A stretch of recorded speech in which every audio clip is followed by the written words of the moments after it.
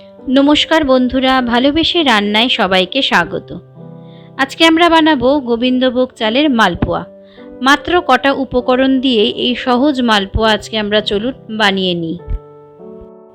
निये निচ্ছি एक बाटी गोविंदभोग चाल जेटाके आमरा भालो करे धुए निয়েছি।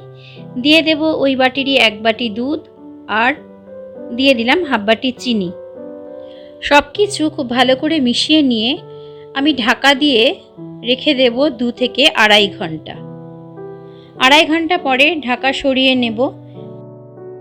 চিনিটা আমাদের গলে গেছে আর চালটাও প্রায় আড়াই ঘন্টা ধরে ভেজানো ছিল দুধের মধ্যে। এবারে আমরা চালটাকে বেটে নিচ্ছি একটা মিক্সিং জারে দিয়ে। খুব ভালো করে চালটা বেটে নেব যাতে পেস্টটা আমাদের খুব স্মুথ হয়। তবে একদম স্মুথ হবে না, দেখুন সুজির মতন একটু দানা দানা থাকছে। এবারে আমরা দিয়ে দিচ্ছি 2 চামচ ময়দা। খুব ভালো করে আমরা মিশিয়ে নিচ্ছি। আমরা একদিকে দেখুন একদিকে নাড়িয়ে নাড়িয়ে মেশাচ্ছি। কনসিস্টেন্সিটা লক্ষ্য রাখবেন। যদি দেখেন যে বেশি ঘন হয়ে গেছে তাহলে আর অল্প একটু দুধ আমরা মিশিয়ে নেব।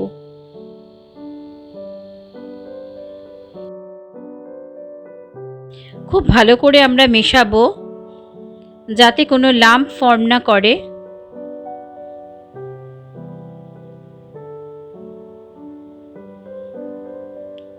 খুব বেশি পাতলাও হবে না ব্যাটারটা, আবার খুব ঘনও হবে না। দিয়ে দিলাম এলাচ গুঁড়ো আর অল্প মৌরি। আমি এখানে 8-10টা এলাচ নিয়েছিলাম। আর দিয়ে দিলাম খুব সামান্য একটু নুন। সমস্ত কিছু আবারও খুব ভালো করে আমরা মিশিয়ে নিচ্ছি। আমাদের গোবিন্দভোগ চালের মালপুয়া বানানোর জন্য ব্যাটার একদম রেডি। কনসিস্টেন্সিটা আবারও বলছি লক্ষ্য রাখবেন, খুব ঘনও না আবার খুব পাতলাও না।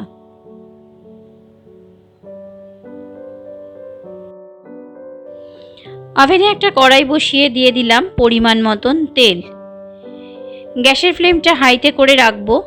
তেলটা ভালো করে গরম হয়ে গেলে অল্প একটু ব্যাটার দিয়ে দেখব। যদি দেখি যে উপরে ভেসে উঠেছে তাহলে বুঝবো যে তেলটা ঠিকঠাক গরম হয়েছে। এবারে গ্যাসের ফ্লেমটা লোতে করে দিয়ে আমি হাতায় করে 1 হাতা ব্যাটার দিয়ে দিলাম।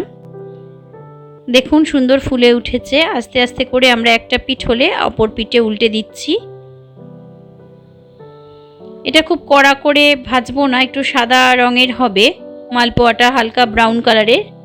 প্রথম মালপোয়াটা ভাজা হয়ে গেল। একই রকমভাবে আমরা দ্বিতীয় মালপোয়াটাও ভেজে নিচ্ছি। গ্যাসের ফ্লেমটা কিন্তু আমরা লোতেই রাখবো। একটা পিঠ হয়ে গেলে আস্তে আস্তে তেল দিয়ে দিয়ে অপর পিঠটা আস্তে করে উল্টে দিলাম। খুব সুন্দর দেখুন কালারটা হয়েছে। উঠিয়ে নিলাম আমাদের মালপোয়া। এইভাবে বাকি ব্যাটার দিয়েও আমরা মালপোয়াগুলো ভেজে নেব। খেতে খুবই সুস্বাদু এবং এটা আর মিষ্টির আলাদা শিরায় বা রসে দেওয়ার কোনো প্রয়োজন নেই। এটা শুকনো মালপোয়া। চালটা ভেজানোর সময় আমি চিনিটা দিয়ে দিয়েছিলাম, তাই আলাদা করে আর চিনির শিরায় ফেলার কোনো প্রয়োজন নেই। পুরো রেসিপিটা কেমন লাগলো অবশ্যই জানাবেন। রেসিপিটা ভালো লাগলে লাইক, শেয়ার আর কমেন্ট করবেন। চ্যানেলে নতুন বন্ধু হয়ে থাকলে চ্যানেলটি সাবস্ক্রাইব করার জন্য অনুরোধ রইল।